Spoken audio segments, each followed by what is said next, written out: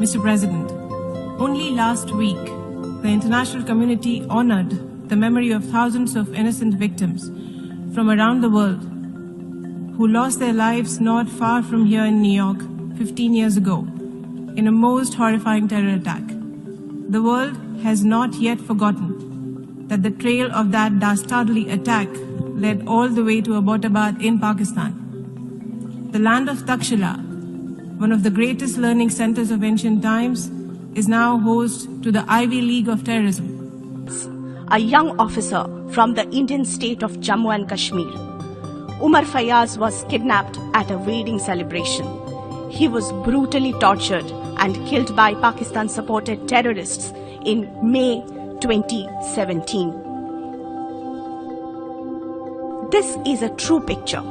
It portrays a harsh and tragic reality, a picture of terrorism emanating from across our borders that the people of India, especially in the state of Jammu and Kashmir, have to struggle with every day. This is the reality which the permanent representative of Pakistan sought to obfuscate.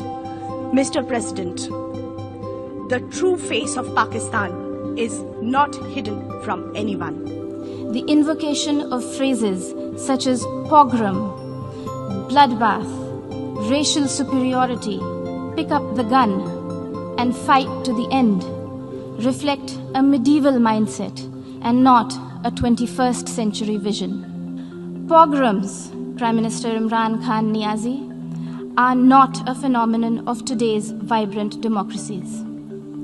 We would request you to refresh your rather sketchy understanding of history. Do not forget the gruesome genocide perpetrated by Pakistan against its own people in 1971 and the role played by Lieutenant General A.A.K. Niazi.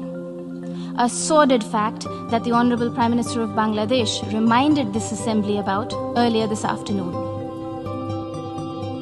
Mr. President, member states are aware that Pakistan has an established history and policy of harboring, aiding, and actively supporting terrorists.